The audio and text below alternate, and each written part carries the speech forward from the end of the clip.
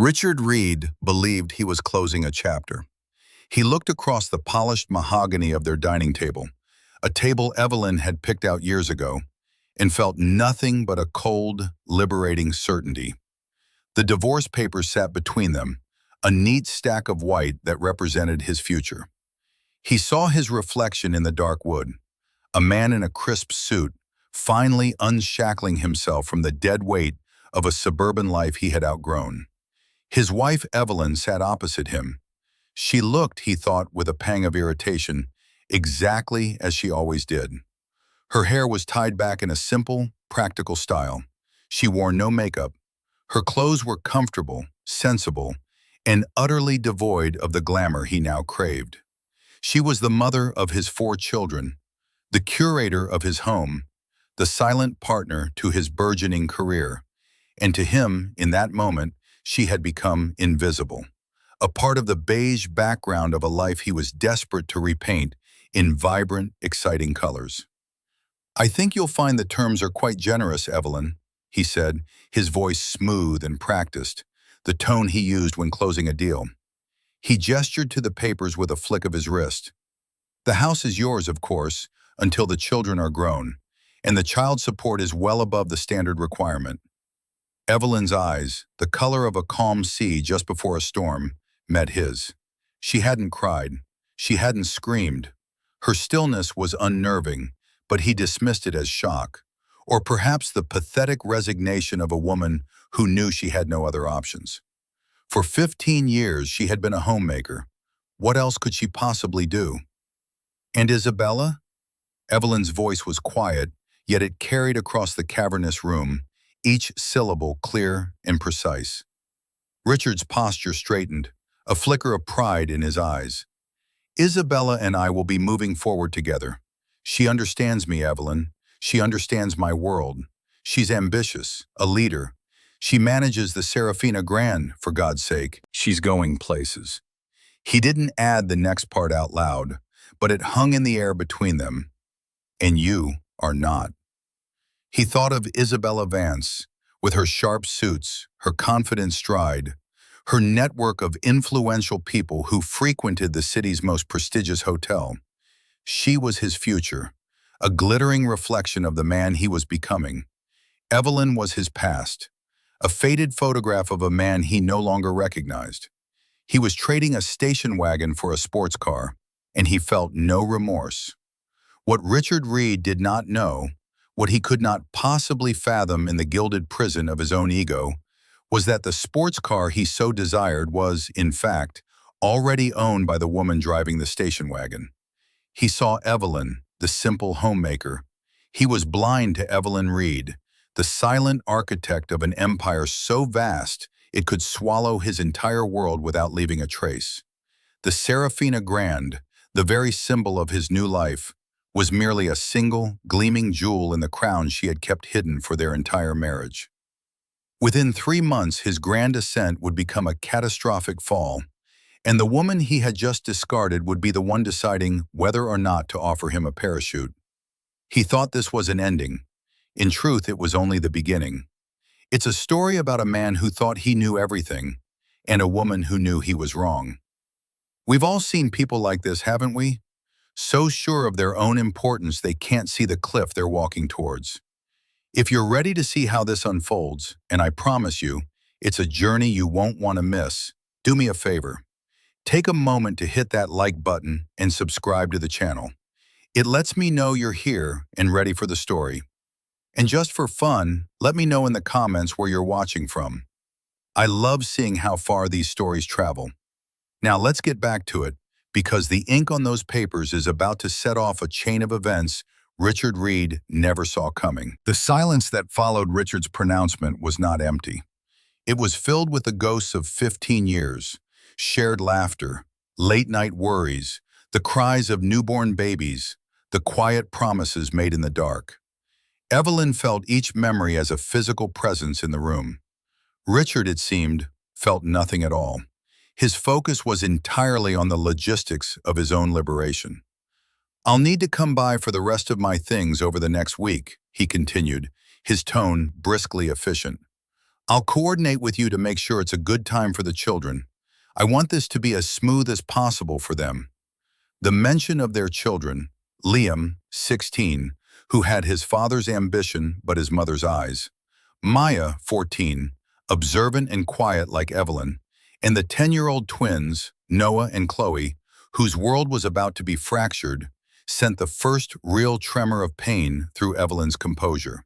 But she held it, locking it down behind a wall of practiced calm.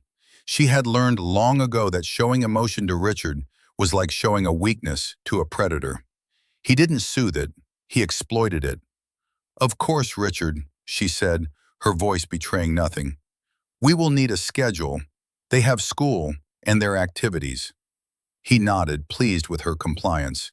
It was all going so smoothly. "Exactly. Practicality. That's what I've always appreciated about you, Evelyn. You're practical." It was meant as a compliment, but it landed like a dismissal, branding her as mundane, as uninspired. The reliable, durable, and utterly unexciting family sedan. Evelyn let the insult wash over her. She picked up a heavy silver pen from the desk, its weight familiar in her hand. She uncapped it, the small click echoing in the quiet room. She began to sign the documents, her signature a series of elegant, controlled loops. It was the same signature that appeared on multi-million-dollar acquisition contracts, on board resolutions for global investment firms, on the deed to a certain luxury hotel property in the heart of the city. To Richard, it was just her name, a name he was eager to distance himself from. As she signed the last page, she slid the stack back across the table. "There," she said, "it's done." Richard gathered the papers, his movements quick, almost greedy. He tucked them into his expensive leather briefcase. A briefcase, Evelyn noted with a touch of private irony, that she had bought him for his last birthday. He snapped the clasps shut. The sound was like a cell door locking. "Good," he said, standing up. He adjusted his tie. "My parents are expecting me for dinner. They're aware of the situation." "I see," Evelyn said. She remained seated, a queen on a throne of quiet dignity, though he saw only a woman left behind. "They'll want to see the children, of course. We're still a family, in that sense." "Yes, Richard, we are." He paused at the door, his hand on the brass knob.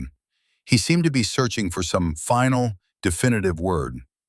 "Evelyn," he began, and for a moment she thought she detected a flicker of something else, something softer. She was mistaken. "Try not to be too dramatic about this with the kids. It's for the best. One day, you'll all see that." He didn't wait for a reply.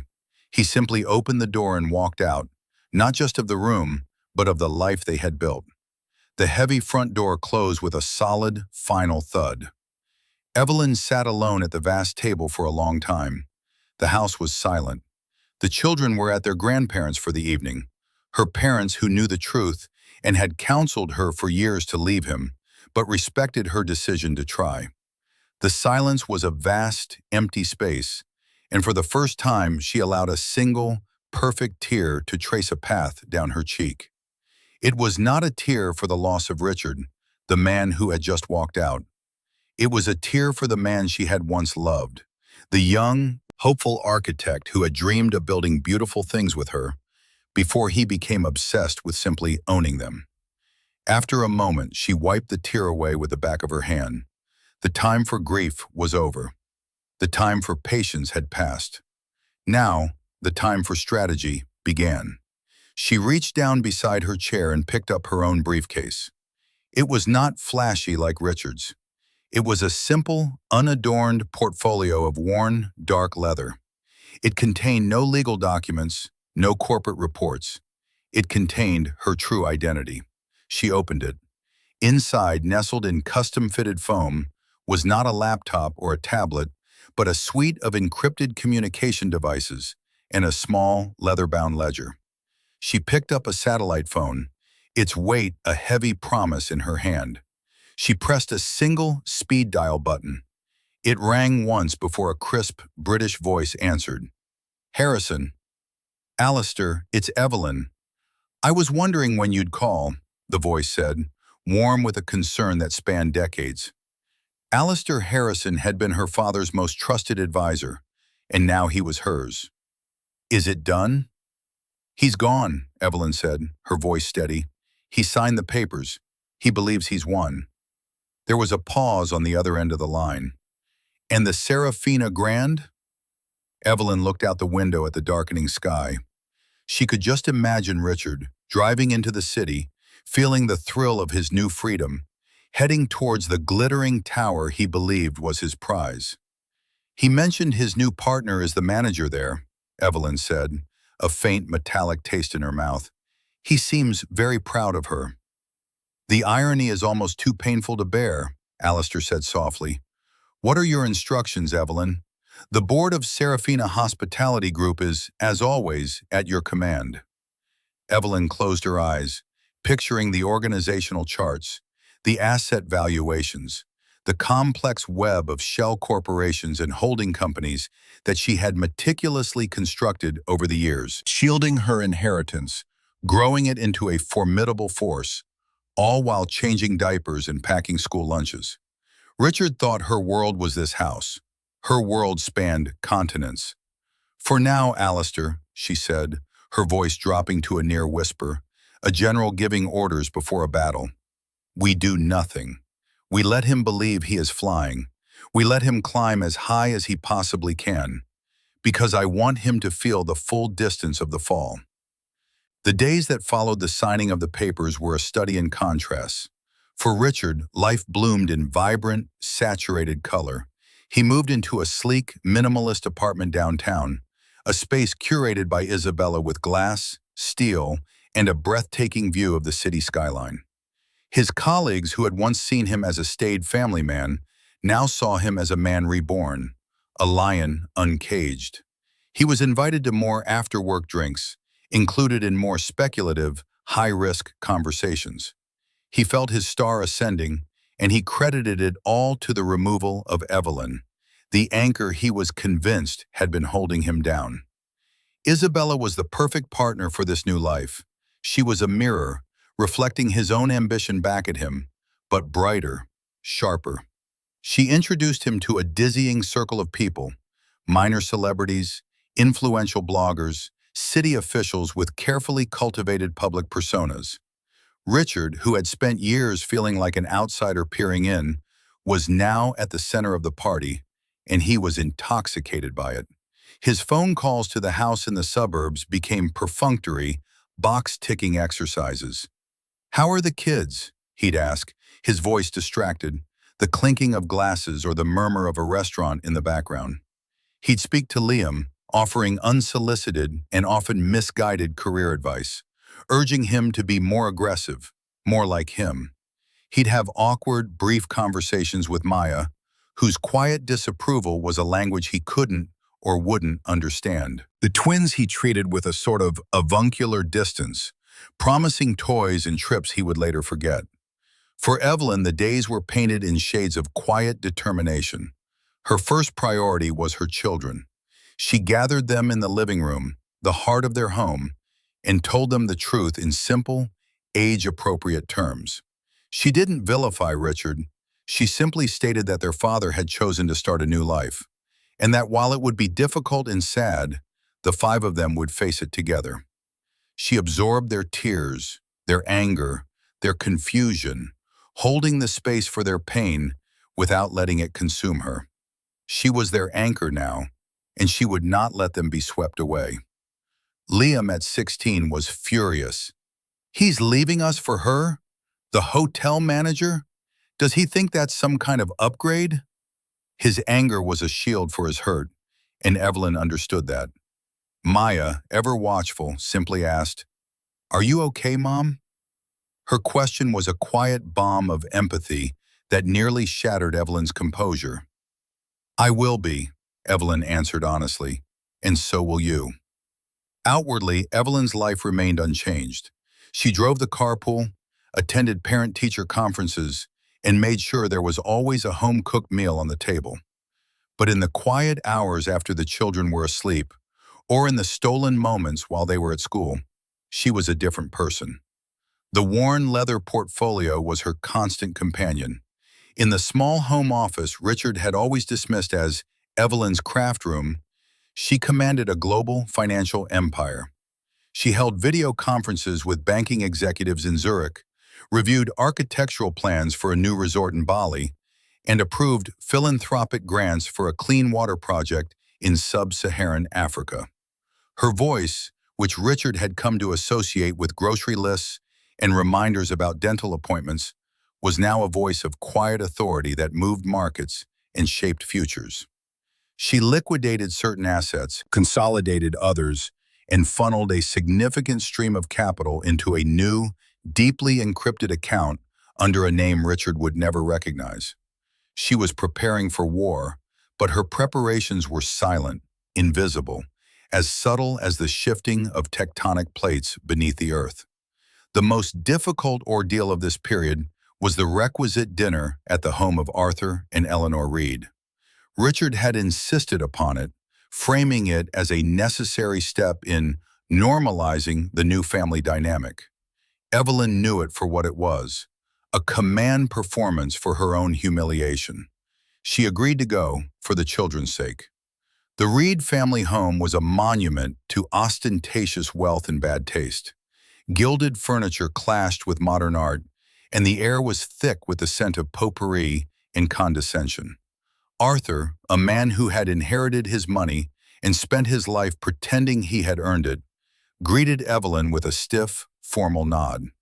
Eleanor, a woman whose face was pulled so tight by surgery she could no longer form a genuine expression, offered a cheek that felt like cool marble. "Evelyn," Eleanor said, her voice thin and brittle, "how sensible of you to come." Dinner was a masterclass in passive aggression.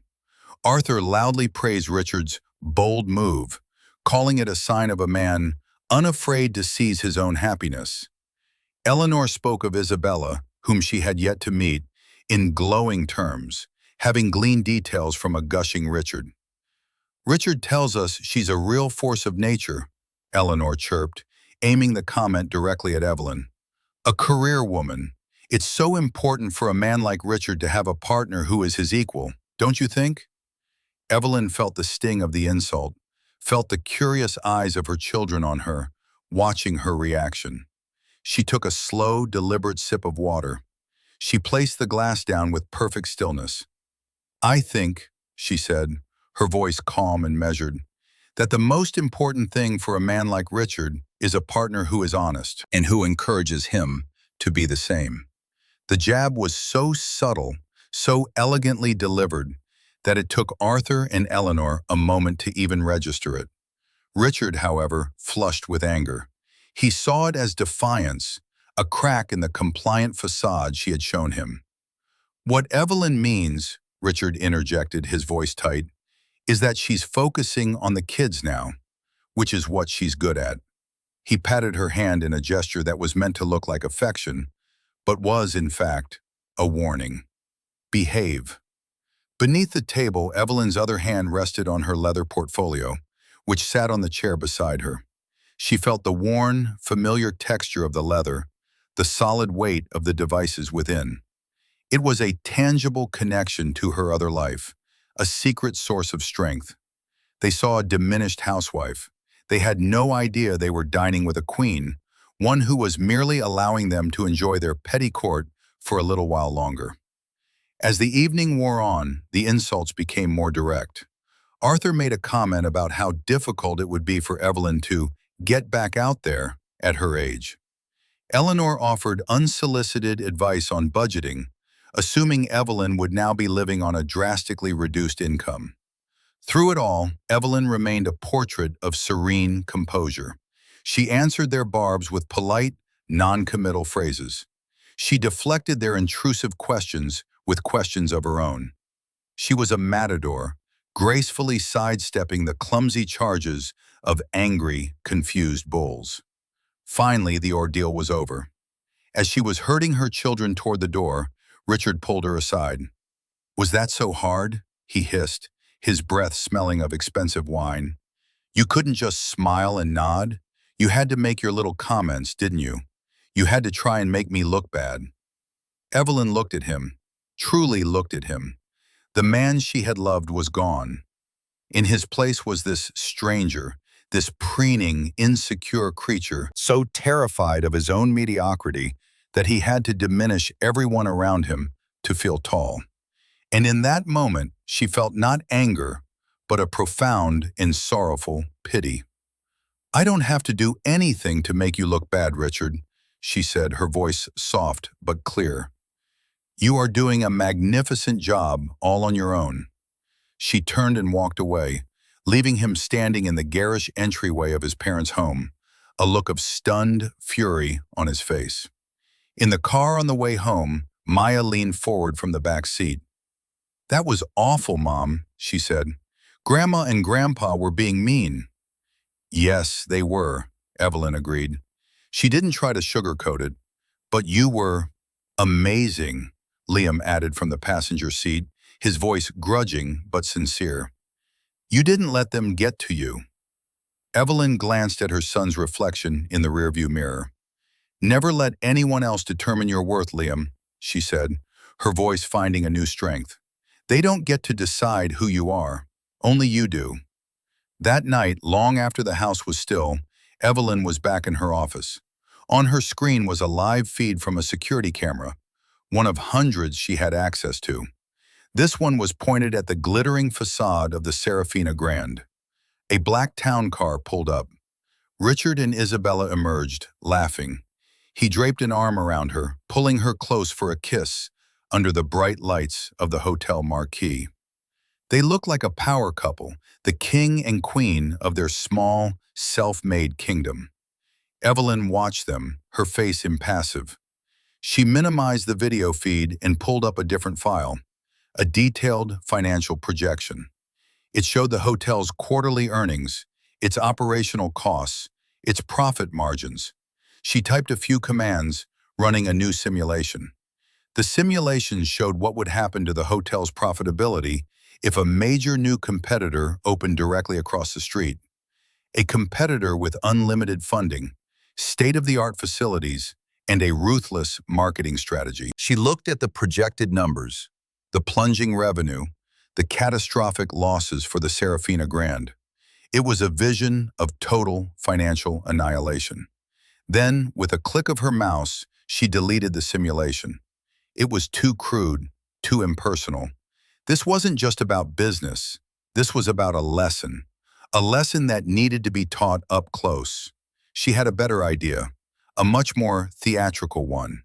She leaned back in her chair, and a slow, genuine smile touched her lips for the first time that day. Richard and Isabella wanted to be the stars of the show. Very well. She would give them the stage. She would give them the audience. And she would write the final act herself. The divorce was finalized on a Tuesday. Richard marked the occasion by taking Isabella to the most expensive restaurant in the city. He ordered a bottle of champagne that cost more than his first car and toasted to their new beginning. He felt a sense of profound, exhilarating lightness. The final ties to his old life were legally severed. He was free. His lawyer had been astounded by how easily the proceedings had gone. "I've never seen anything like it, Rick," he'd said, clapping him on the back. "She just rolled over, didn't contest a thing. You wanted to keep your pension undivided," she agreed. "You wanted to cap the alimony at a ridiculously low number," she agreed. It's like she didn't even have a lawyer, just some old family friend who advised her to sign whatever you put in front of her. Richard had laughed.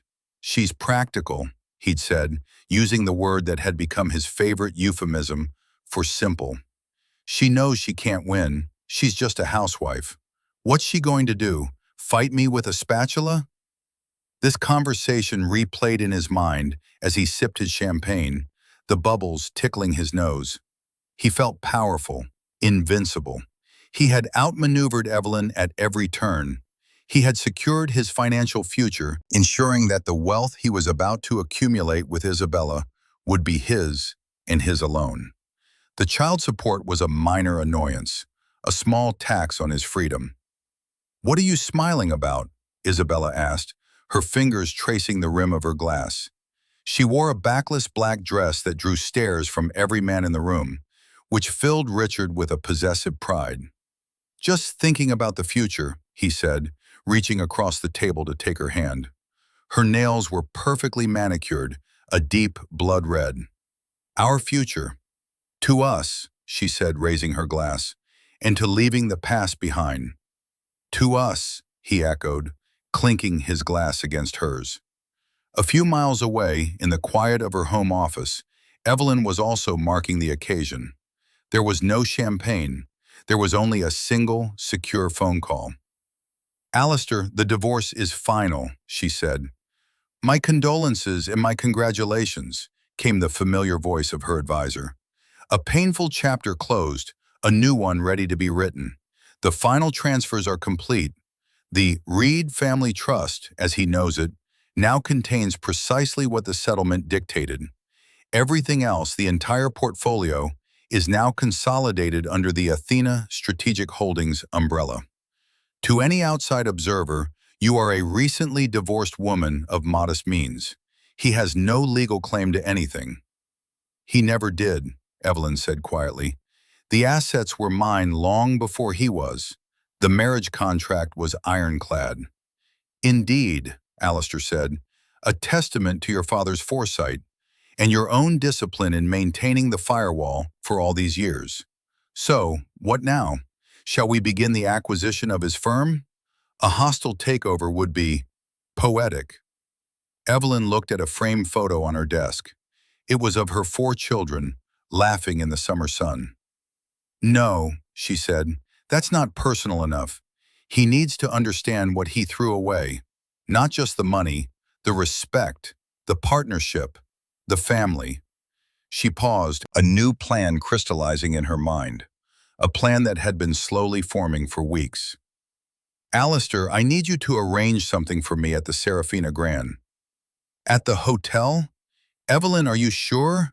It might be—" "It's the perfect venue," she interrupted, her voice firm. "It's his symbol of success, his trophy.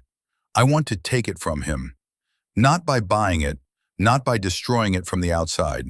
I want to walk in the front door and remind him that he has been living in my house, sleeping in my bed, and celebrating his victory in my ballroom all along." There was a long silence on the line. Then Alistair Harrison chuckled, a dry, appreciative sound. "Oh, that's magnificent. That's better than any hostile takeover. What do you need?" "There is an annual corporate event, isn't there? A gala for the hotel's top clients and management?" "The Starlight Gala, yes. It's in 2 weeks.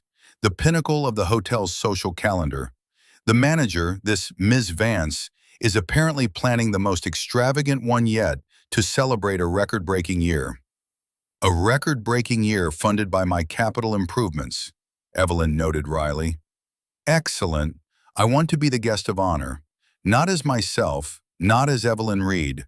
I want the regional director to announce a surprise visit from the ultimate owner of the Serafina Hospitality Group, the very top of the food chain, the one no one ever sees. The mysterious principal of Athena Strategic Holdings," Alistair said, catching on immediately. "They won't know who it is until you are on the stage. They'll be falling all over themselves to impress a ghost." "Precisely," Evelyn said. "Arrange it, Alistair. Make sure security knows to expect me, but that my name is not on any list. I will arrive unannounced to everyone but the man with the microphone." "Consider it done," Alistair said, the excitement evident in his voice. "The stage is being set, Evelyn. I hope you're ready for your performance." "I've been rehearsing for 15 years, Evelyn replied, and ended the call. The next 2 weeks were a blur of triumphant preparation for Richard and Isabella. The Starlight Gala became their personal victory party. Isabella was in her element, a whirlwind of activity, overseeing every detail from the floral arrangements to the musical selection. Richard, meanwhile, was her proud consort. He used the upcoming gala as a networking tool, inviting influential contacts and hinting that a major announcement about his own future would be made that night.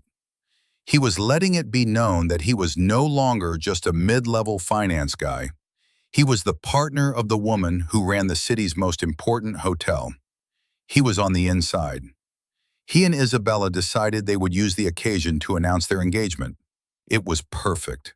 A public declaration of their love and success, witnessed by the city's elite. Richard bought a ridiculously large diamond ring, using a line of credit he could barely afford, convinced that a promotion at his firm was imminent.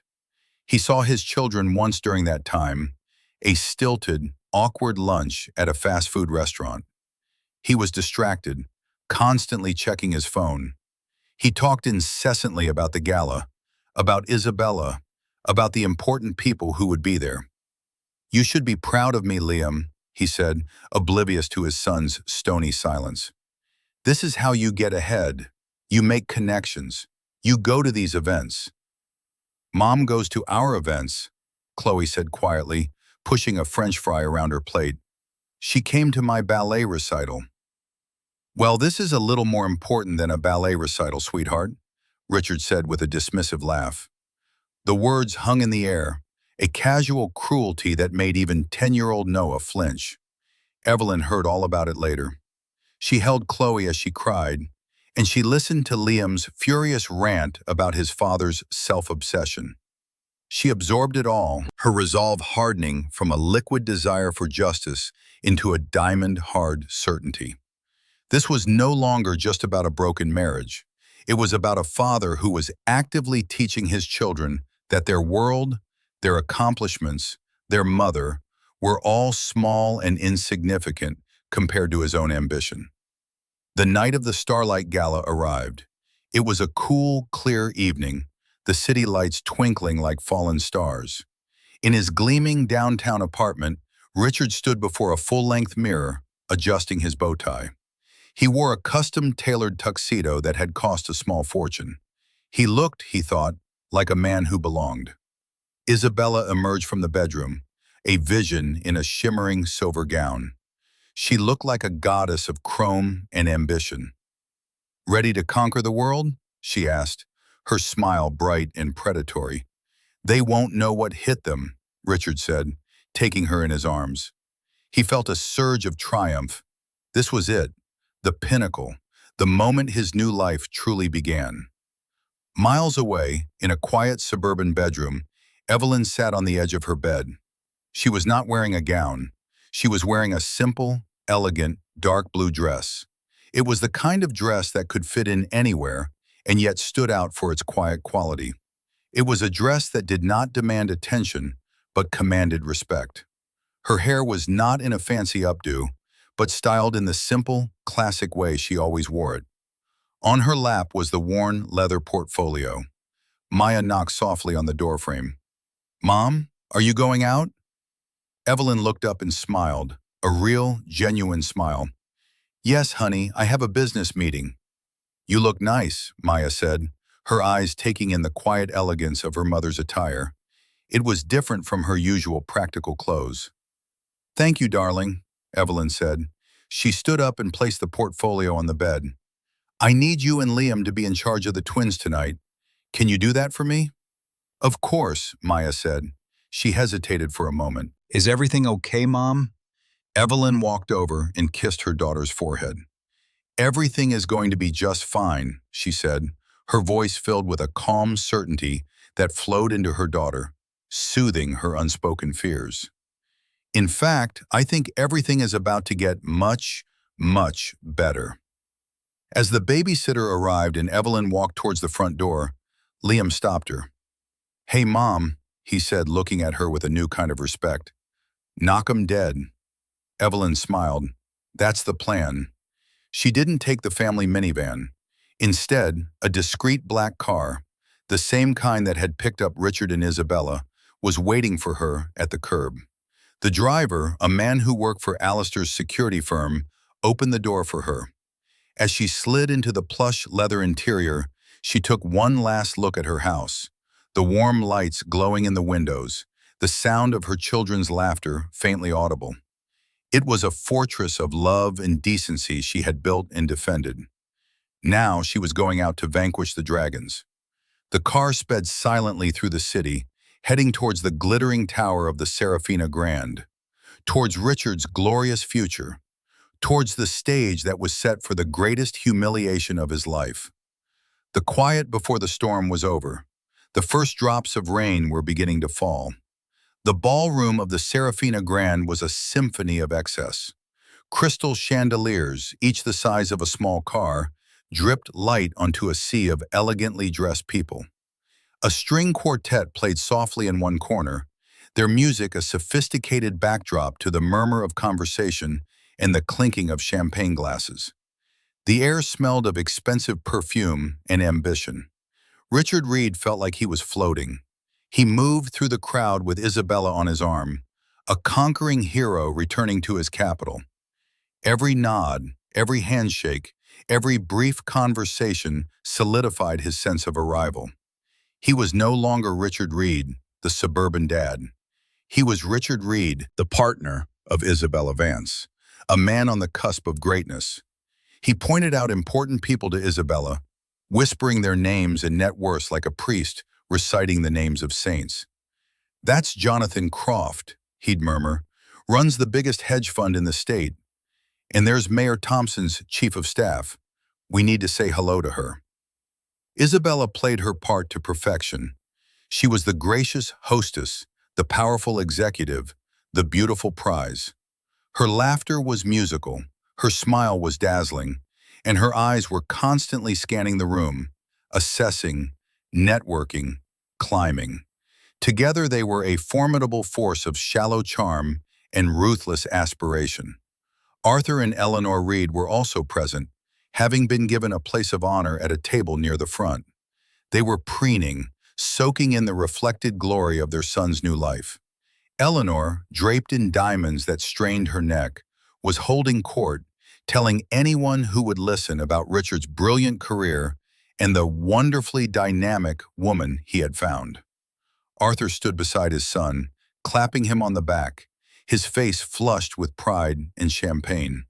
They were the perfect portrait of a family celebrating a victory, completely oblivious to the fact that their victory was built on a foundation of sand over a sinkhole. Evelyn's arrival was the opposite of a grand entrance. It was a non-event. The black car pulled up not to the main entrance, but to a discreet service door at the side of the hotel. A single, plainclothes security guard was waiting for her. He nodded, spoke her name softly into his wrist, and then escorted her through the pristine, silent service corridors that formed the hotel's hidden nervous system. They walked past bustling kitchens, laundry facilities, and staff break rooms. Evelyn noted the efficiency, the cleanliness, the quiet professionalism of the staff. Her staff. The guard led her to a small, private viewing room that overlooked the ballroom. It was soundproofed, with a one-way mirror for a wall. From here, she could see everything, but no one could see her. "The regional director, Mr. Sterling, will be on stage in approximately 20 minutes, the guard said. "He knows that when he announces the principal of Athena Holdings, you will be walking out from the stage left entrance. He has been instructed to simply yield the floor to you." "Thank you," Evelyn said, her gaze fixed on the scene below. She saw Richard laughing, saw him place a hand on the small of Isabella's back. She saw his parents, looking up at him with blind adoration. The image was so clear, so perfectly composed. It was like watching a play for which she already knew the tragic ending. She felt a strange sense of detachment, like a surgeon observing a patient before making the first necessary incision. Down in the ballroom, the moment was approaching. Mr. Sterling, a portly man with a nervous disposition, was preparing to go on stage. He knew his career at Serafina Hospitality depended on this night going perfectly. He was especially anxious because he'd received a bizarre set of instructions from corporate headquarters just this morning. He was to add a special, unscripted announcement to the end of his speech. He was to introduce the mythical principal, the sole owner of the entire chain, a person so private no one in the company had ever met them. He had been told the principal would be a woman, and that she would appear as if by magic. It was terrifying and exhilarating. Isabella saw Mr. Sterling heading towards the stage and gave Richard's hand a squeeze. "This is it," she whispered. "My annual review, live on stage." "You'll be brilliant," Richard said, kissing her temple. "And when he's done, we'll make our own little announcement." He touched the pocket of his jacket, where the velvet box containing the engagement ring rested. The lights dimmed slightly. A hush fell over the crowd as Mr. Sterling tapped the microphone. "Good evening, ladies and gentlemen," he began, his voice booming through the sound system. "Welcome to the annual Starlight Gala at the Serafina Grand." He launched into a prepared speech, filled with platitudes about excellence, customer service, and community partnership. He praised the hotel's performance, its record-breaking profits, its high occupancy rates. He then came to the part that Isabella was waiting for. And none of this would be possible without the tireless dedication of our extraordinary management team, led by the incomparable Ms. Isabella Vance. A spotlight found Isabella. The room erupted in applause. She smiled graciously, a perfect, practiced expression of humble pride. Richard beamed, clapping louder than anyone. He felt as if the applause was for him, too. He had chosen her, after all. He had discovered her. Up in the viewing room, Evelyn watched, her face a mask of calm. This was the peak, the highest point of their hubris, the moment of maximum glory before the fall. She turned to the guard. "It's time," she said. He nodded and opened the door that led to the backstage area. Evelyn walked through, her simple dress a stark contrast to the glittering chaos of the ballroom. She walked past stagehands and technicians who paid her no mind, assuming she was a staff member. She reached the heavy velvet curtain at the side of the stage, just as Mr. Sterling was wrapping up his speech. "And now," Mr. Sterling said, his voice trembling slightly with anticipation, "we have a very special, very rare surprise. It is my distinct honor to welcome to the stage, for the first time ever, the visionary leader and sole proprietor of the entire Serafina Hospitality Group. The woman who makes all of this possible, the principal of Athena Strategic Holdings." A confused murmur went through the crowd. "Who?" Richard and Isabella exchanged a puzzled look. They had never heard of Athena Strategic Holdings. They assumed it was some faceless corporate entity, the kind that bought and sold properties without ever setting foot in them. They expected a stuffy, elderly woman in a Chanel suit to perhaps appear via video link. Mr. Sterling continued, his eyes scanning the stage left wing as instructed. "Ladies and gentlemen, please join me in welcoming Miss Evelyn Reed." The name dropped into the ballroom like a stone into a silent pool. For a moment, nothing happened. The crowd was confused. Reed? Was that a name they were supposed to know? Richard froze. His smile faltered. He scanned the crowd, thinking it must be some other Evelyn Reed. A horrible cosmic coincidence. It couldn't be his Evelyn. His Evelyn was at home, watching TV probably. Practical, simple, boring Evelyn. And then she stepped out from behind the curtain. She walked into the spotlight not with a hesitant shuffle, but with a calm, purposeful stride. The simple, dark blue dress, under the intense stage lights, seemed to absorb all the glare, leaving only the woman. She was not smiling. Her expression was serene, her posture perfect. She radiated an aura of quiet, unshakable authority. The murmur in the crowd died instantly, replaced by a thick, shocked silence. All eyes were on her. Richard felt the blood drain from his face. His heart, which had been soaring with triumph just moments before, plummeted into his stomach like a broken elevator. It was her. It was Evelyn. But it wasn't. It was some other version of her, a version he had never seen, a version that terrified him. Isabella's perfectly applied lipstick was now a slash of color on a face that had gone as white as the tablecloths. Her mind was racing, trying to make sense of the impossible. Evelyn Reed? The mousy housewife? The proprietor of everything? It was a joke. It had to be a joke. Arthur and Eleanor Reed stared, their mouths agape.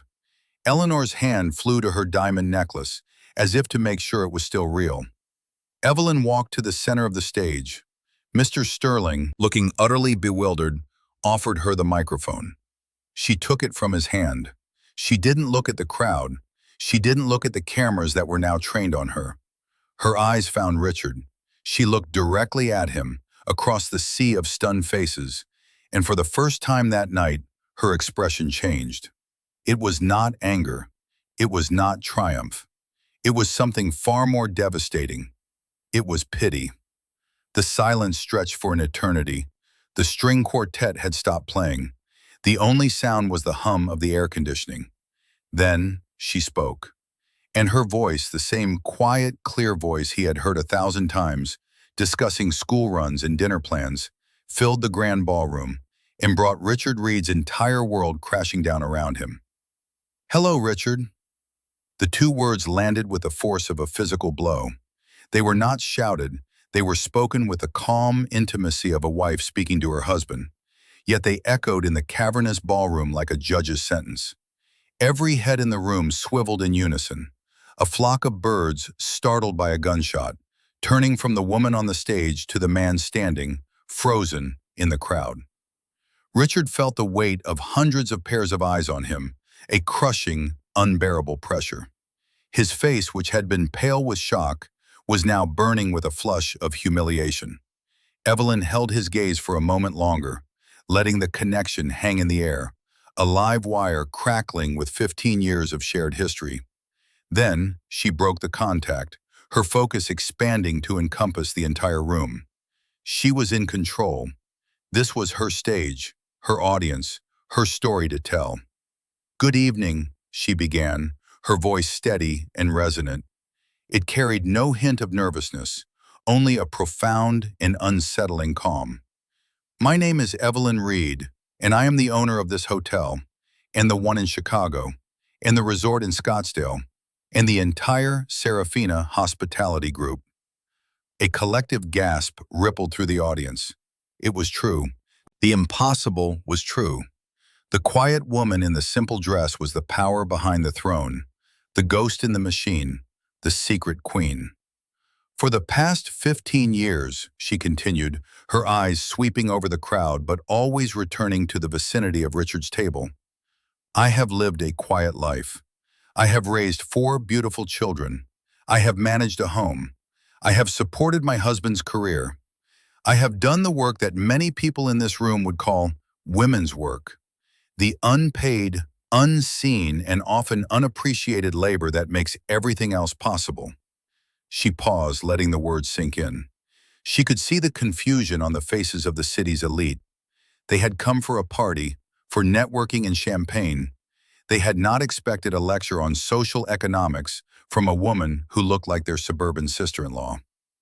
"My former husband, Richard Reed," she said, and the words "former husband" were delivered with the precision of a surgeon's scalpel, "recently told me that this work, the work of a mother and a homemaker, has no value. He described me as a weight holding him back from the life of success he felt he deserved. A life of glamour and importance. A life like this one, here in this ballroom." Richard flinched as if he had been slapped. He wanted to run, to hide, to simply cease to exist. But he was paralyzed, pinned in place by her words, and the horrified, fascinated stares of everyone he had been so desperate to impress. Isabella had taken a half step away from him, a small, instinctive act of self-preservation. She was no longer his partner. She was a bystander at the scene of a horrific accident. "He told me he was leaving our family for a woman who was his equal," Evelyn went on, her voice still maddeningly calm. "A career woman, a force of nature, a woman who was going places. He was, of course, speaking of your general manager, Ms. Isabella Vance." Now the spotlight of shame swung to Isabella. Her perfect smile was gone, replaced by a mask of sheer panic. Her eyes darted around the room, looking for an escape that did not exist. She was exposed, her ambition laid bare, not as a virtue, but as the motive for a tawdry affair that was now imploding in the most public way imaginable. Evelyn turned her head slightly, her gaze falling upon Arthur and Eleanor Reed. And his parents, Arthur and Eleanor, they agreed. They told me to my face that Richard needed a partner who was his equal. They praised his decision to abandon his family in pursuit of what they called happiness. Arthur and Eleanor shrank in their seats, the color draining from their faces. The friends they had been holding court with moments before were now staring at them with a mixture of pity and contempt. Their social standing, so carefully curated over decades, was evaporating in real time. It seems we have a lot of confusion tonight about what it means to be an equal, Evelyn said, her voice taking on a harder edge. So let's clear it up. Let's talk about value. She took a step forward, her presence filling the stage. Ms. Vance, you believe your value comes from managing this hotel to record-breaking profits. You are correct that the profits are at a record high, but you are mistaken about the reason. The reason is the $50 million capital investment I authorized 2 years ago to renovate the spa, upgrade the suites, and install a new reservation system. Your record-breaking year was fueled by my money. You weren't managing a hotel, you were simply steering a rocket ship that I built and paid for. Isabella let out a small, choked sound. It was the sound of her entire career narrative being dismantled and destroyed in front of her peers. Evelyn's gaze shifted back to Richard. And you, Richard, you believe your value is in your career, your connections, your potential. You left me because you believed I had no earning potential of my own. In our divorce settlement, you fought to protect your pension, to minimize your support payments, because you were certain you were the only one who would ever make any real money. You had your lawyer tell my lawyer that I was lucky to get the house. She paused, letting the memory of his arrogance hang in the air. I agreed to all of your terms. I signed your papers. I let you believe you had won, because I wanted you to have everything you thought you wanted. I wanted you to be standing right here, in this room, at the peak of your imagined success, so that you could finally understand the truth. She took another step, her voice dropping to a confidential, almost conversational tone that was somehow more terrifying than shouting. The truth, Richard, is that you haven't been climbing a ladder to success. You've been living in a house that I owned. You've been sleeping in a bed that I paid for. You've been raising your children with money that I provided, from trusts I established before I ever met you. Your entire life, the one you were so proud of, the one you used as a weapon to beat me down, was a fiction. It was a comfortable little world I built for you, hoping you would one day become the man I thought you were. She stopped. The silence in the room was absolute. It was the silence of a tomb. You were wrong, she said, the words heavy with the weight of her disappointment. You did not become that man. You became this one. A man who would trade his family for a corner office. A man who would mistake a woman's love for weakness and her patience for stupidity. She turned her attention back to Isabella, who looked as if she were about to faint. Ms. Vance, as the sole proprietor of this establishment, I am exercising my right to terminate your employment, effective immediately. Security will escort you from the premises. You have 1 hour to clear your personal belongings from the manager's office. Then back to Richard. And Richard, the downtown apartment you are so proud of, the one with the breathtaking view, it's a corporate apartment leased by this hotel. As Ms. Vance is no longer an employee, that lease is terminated. You have until noon tomorrow to vacate. I believe the legal term is, you are being evicted. The final, quiet bomb had been dropped. Not only had he lost his past, he had just lost his future. The ring in his pocket felt like a lump of lead. The tuxedo felt like a clown costume. As for the rest of you, Evelyn said, her voice softening slightly as she addressed the stunned crowd, I apologize for this family matter. Please, enjoy the champagne. It's all been paid for." She placed the microphone carefully back on its stand. She gave one last long look at the wreckage she had created, at Richard, a statue of broken pride, at Isabella, weeping silently, at his parents, looking 100 years old.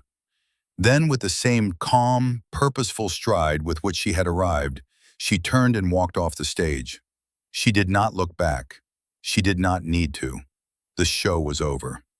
The applause was a deafening, horrified silence. The aftermath was not an explosion, but a slow, agonizing implosion. The moment Evelyn disappeared from the stage, the spell of shocked silence was broken, not by a roar, but by 1,000 whispers. The sound was like snakes rustling in dry leaves, the sound of reputations being shredded, of alliances shifting, of social death. Richard stood rooted to the spot, the ballroom's ambient noise washing over him as an incomprehensible roar. People were not looking at him with pity. That would have been a kindness. They were looking at him with a kind of morbid curiosity, the way one looks at a particularly gruesome car wreck. He was no longer a person. He was a spectacle, a cautionary tale. Isabella was the first to react. Her survival instincts, honed by years of climbing the corporate ladder, took over. She turned on Richard, her face a twisted mask of fury and desperation. "You," she hissed, her voice low and venomous. "You did this. You brought this down on me. You and your pathetic, secret millionaire wife." She didn't care that people could hear. She was already ruined. Her only remaining impulse was to lash out at the source of her destruction. I didn't know," Richard stammered, the words sounding weak and pathetic even to his own ears. It was the truth, but it was a truth that offered no defense. It was an admission of his own blindness, his own complete and utter foolishness. "You didn't know?"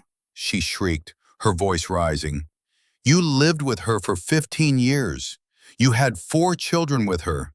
And you didn't know she was one of the wealthiest women in the country? What kind of an idiot are you?"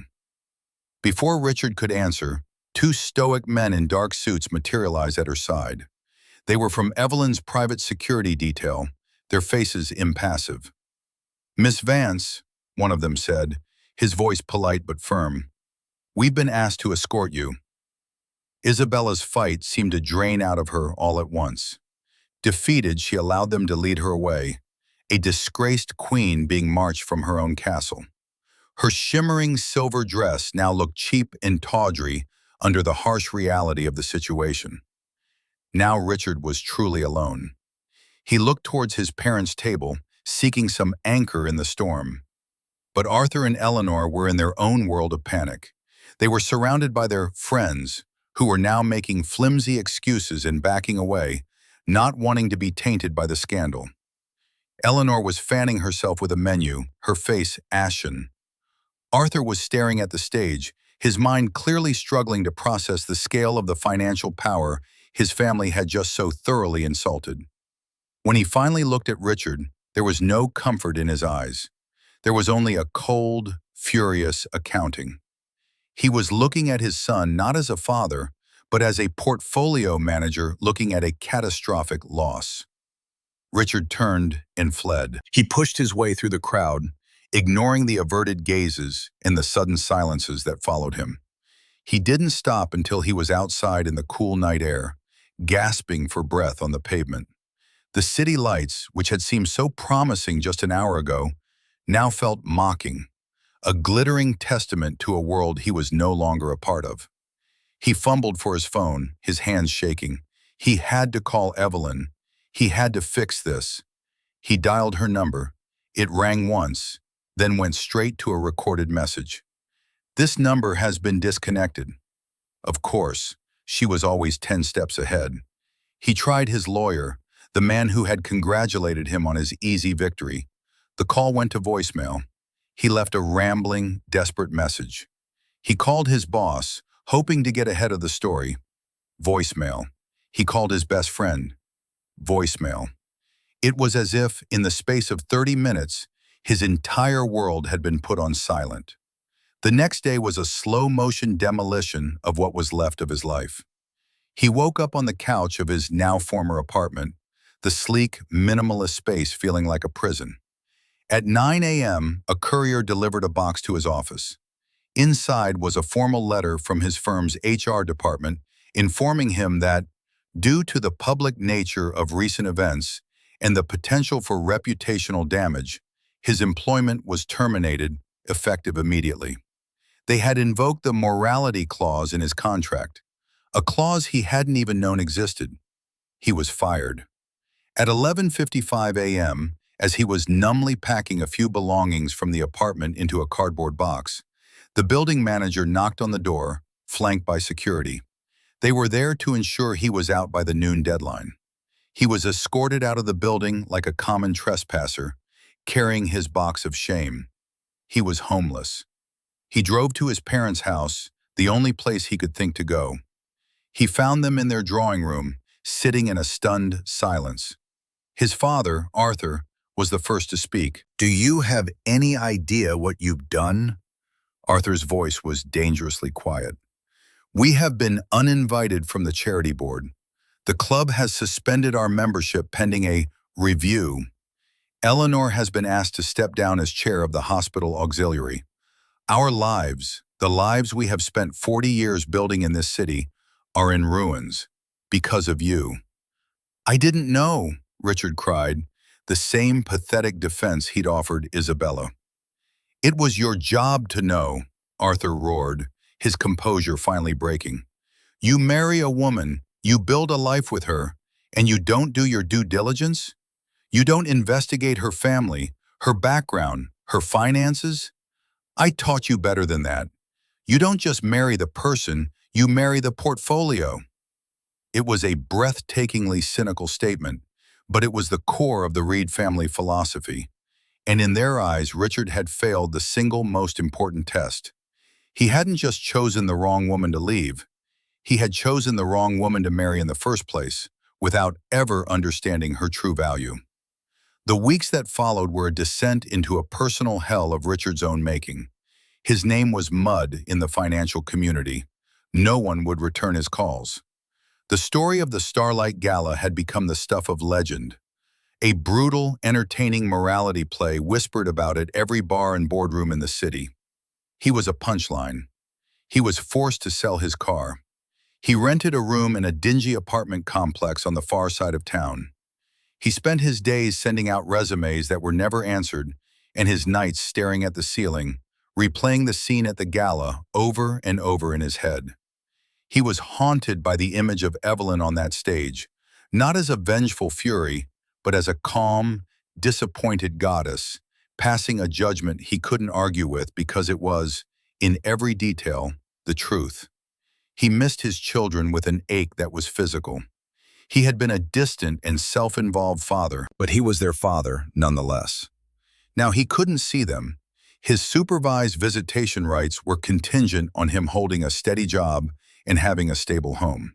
He had neither. He had gone from a man who had everything to a man who had nothing, and the journey had taken less than a month. Meanwhile, Evelyn's life was undergoing a different kind of transformation. The story had, of course, leaked to the press, but Evelyn, through Alistair Harrison, had managed the narrative with expert precision.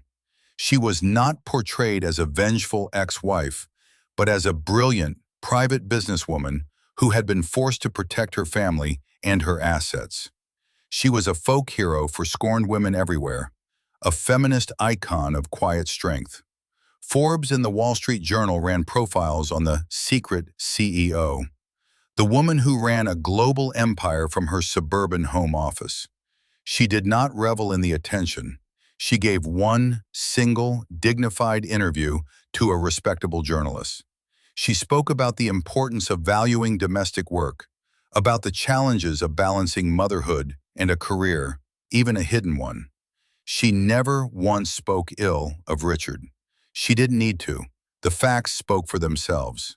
Her primary focus remained her children. The house was calmer now.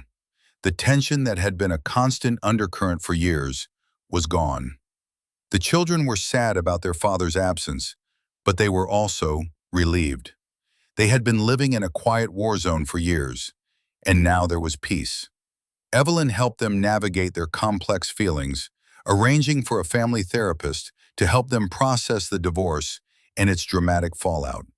She was also, for the first time in 15 years, openly herself. She took Liam to her downtown office, the real one, in the Athena Holdings building, and showed him the trading floor, the boardrooms, the beating heart of her work. She saw a flicker of genuine interest and respect in his eyes that had never been there when he looked at his father's superficial world.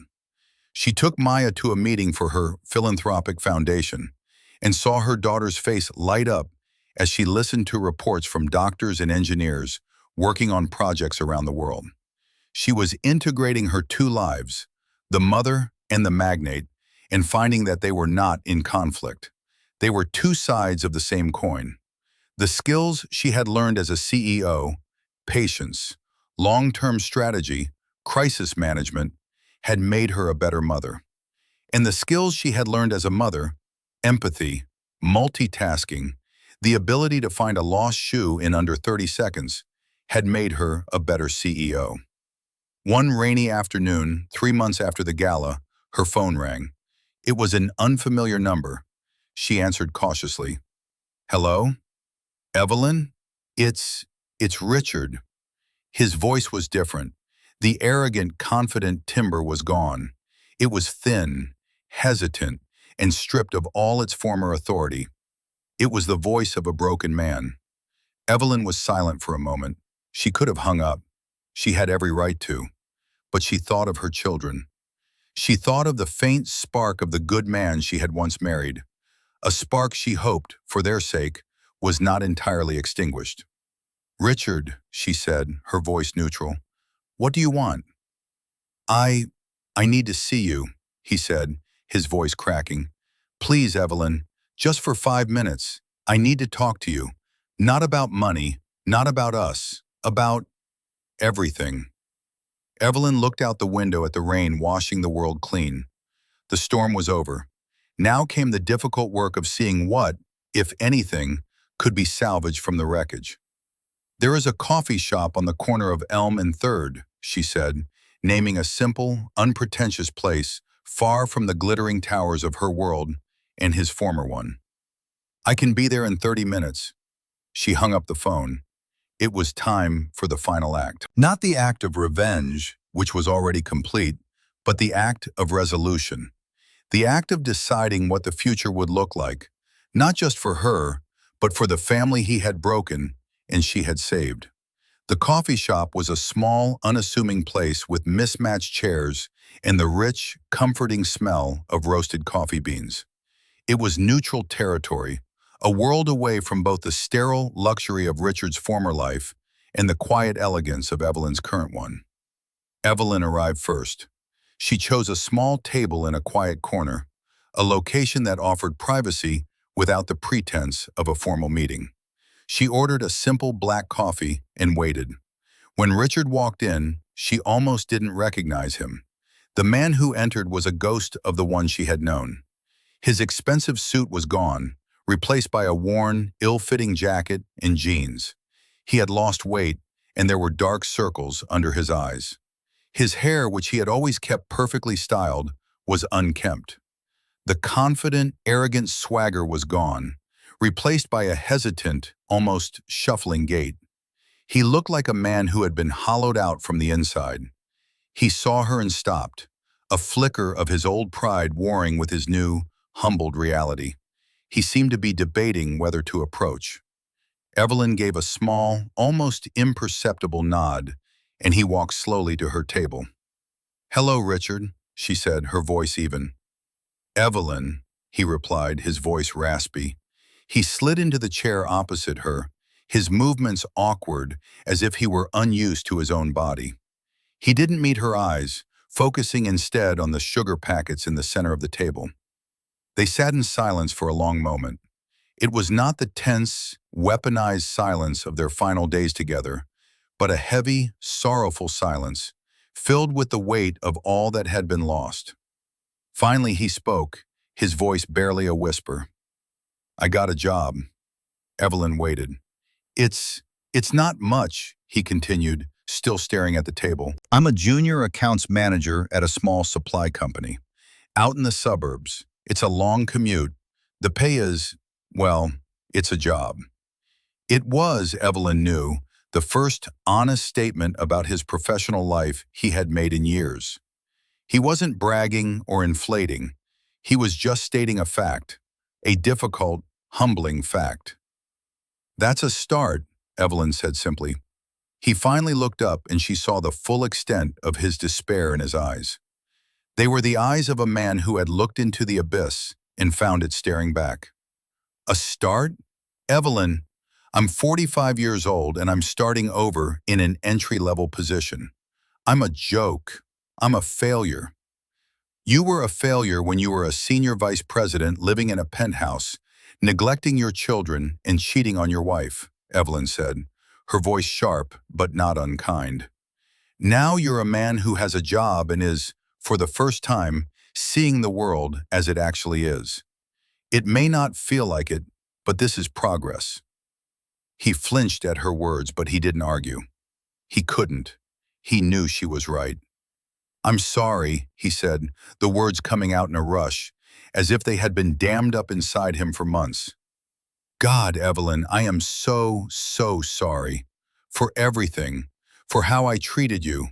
For what I said. For what I did. I was an idiot. I was arrogant and blind and cruel. I threw away the only thing in my life that was real, and I did it for nothing. For a fantasy. For an illusion." He looked at her, his eyes pleading. "I know it's too late. I know I can't undo it. But I need you to know that I see it now. I see you. I see what you were doing all those years. You weren't just raising kids. You were holding our entire world together, and you were running an empire at the same time.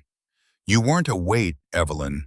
You were the whole damn ship, and I was just a barnacle complaining about the view." It was the most eloquent, most honest thing he had ever said to her. The barnacle metaphor was surprisingly apt. A tear slid down his cheek, and he didn't bother to wipe it away. This was not the performative self-pity he might have shown in the past. This was genuine, soul-crushing remorse. Evelyn listened, her expression unreadable. She had fantasized about this moment for years, the moment he would finally understand. But now that it was here, she felt no triumph, no satisfaction, only a deep, profound sadness for the waste of it all. "Why are you telling me this, Richard?" she asked quietly. "What do you want from me? Absolution? Forgiveness?" "No," he said, shaking his head. "I don't deserve either of those. I want to see my kids. I miss them so much it hurts to breathe. I know I've lost the right to be their father in the way I was. But I want to try. I want to be something for them, even if it's just the guy who shows up every other Saturday, who pays his child support on time from his pathetic little salary, and who shows them that a man can fall and he can get back up. A different man." This, finally, was the right answer.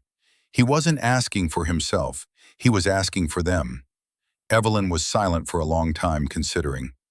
Her mind, the same mind that could analyze complex market trends and predict global economic shifts, was now focused entirely on this one, intensely personal problem.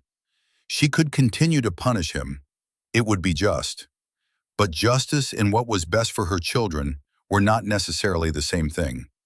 Her children needed a father, not the arrogant fraud he had been, but perhaps, just perhaps, the humbled man he was being forced to become. "All right," she said, and he looked up, startled, as if he hadn't expected to hear that word. "The current custody agreement stands," she continued, her voice all business now, the CEO making a deal. "It requires you to have stable housing and employment, both of which are still new and unproven. However, I am willing to amend the terms on a probationary basis." She leaned forward, her eyes locking with his. Here are my terms. You will continue to work your job. You will not miss a day. You will not complain. You will find a clean, stable apartment near your work. You will submit to random drug and alcohol testing. You will attend therapy sessions to deal with your issues. You will pay your child support, every single penny, on time, without fail. It doesn't matter to me if it's a pathetic amount. It matters that you pay it. He nodded, listening intently. If, and only if, you do all of those things for 6 consecutive months, we will move to the next phase, she said. Supervised visits in a neutral location, then eventually unsupervised day visits. And maybe in a year or two, if you prove that you have truly changed, we can discuss a more normal, co-parenting relationship. But Richard, she leaned closer, her voice dropping to a steely whisper, you will be on probation for the rest of your life. You will have one chance. If you screw this up, if you lie, if you revert to who you were in any way, you will never see them again. I will use every dollar of my empire to ensure it. Do you understand me? He looked at the mountain she had just placed before him. It was a steep, arduous climb back to a place that was still miles below where he had started. It was a life sentence of paying penance. It was also the only path back to his children. He straightened his shoulders, and for the first time she saw a flicker of something she recognized from the young man she had married. Not ambition, but resolve. Yes, he said, his voice clear and steady. I understand. I accept your terms. Evelyn sat back, the deal concluded. She had not offered him forgiveness or friendship. She had offered him a contract. A strict, demanding, and deeply compassionate contract. It was a chance to earn back not his wealth or his status, but the one thing he had so carelessly thrown away that was truly priceless. His role as a father. She stood up. I have to go. I have a call with Tokyo in 10 minutes. She placed a $10 bill on the table to cover their coffees. Good luck, Richard. She turned and walked out of the coffee shop, leaving him alone at the table with his list of terms in the first glimmer of a long, difficult road ahead. She didn't look back. She was looking forward to her future and to the future of her children. A future that would, perhaps, still have a father in it. A better father. A better man. It was the best she could do, and it was more than enough. Months turned into a year. Evelyn continued to thrive, balancing her roles as a global business leader and a present, engaged mother with a grace that silenced all her critics. She was named one of the most powerful women in the world, but she still made it to every one of Chloe's ballet recitals and every one of Liam's soccer games. Her life was full, and it was hers. Richard, true to his word, followed her terms to the letter. He worked his menial job with a humility that surprised his new colleagues. He found a small, clean apartment and furnished it with second-hand furniture. He paid his child support on time, every month. The amount was small, but it represented a huge portion of his income, and the sacrifice was not lost on Evelyn. He went to therapy. He stayed sober. He was, for all intents and purposes, a changed man. The supervised visits were awkward at first. The children were wary, but slowly, as they saw this new, quieter, more attentive version of their father, the ice began to melt. He didn't talk about himself. He asked them about their lives, their friends, their dreams. He listened. For the first time, he truly listened. One Saturday afternoon, almost 2 years after the Starlight Gala, Evelyn watched from her kitchen window as Richard dropped the children off after an unsupervised visit. He didn't just pull up to the curb. He parked the car, an old, reliable sedan he had bought, and walked each of them to the door. He hugged them, telling each one something that made them smile. He looked up and saw Evelyn watching. He didn't smile, but he gave a small, respectful nod. It was a nod between two partners in the most important enterprise of all, raising a family. Evelyn nodded back. She had won. But her victory was not in his downfall, but in his reconstruction. She had not destroyed him. She had demolished the false idol he had become, forcing him to rebuild himself from the ground up, on a foundation of honesty and humility. She had taken a man obsessed with appearances and taught him the meaning of true worth. It wasn't measured in dollars, or titles, or the prestige of the hotel you partied in. True worth was measured in integrity, in responsibility, in the love you give and the respect you earn. It was a lesson he had learned in the hardest way possible, but he had learned it. And in doing so, he had given his children back their father. As she turned from the window, her phone buzzed. It was Alistair Harrison. "Evelyn," he said, "the quarterly reports are in. The Serafina Grand had its best quarter in history under the new manager you appointed." "That's good to hear, Alistair," Evelyn said, her eyes on her children as they came bursting through the door, full of stories about their day. "And what about Mr. Reed?" Alistair asked, a hint of curiosity in his voice. "Any new developments on that front?"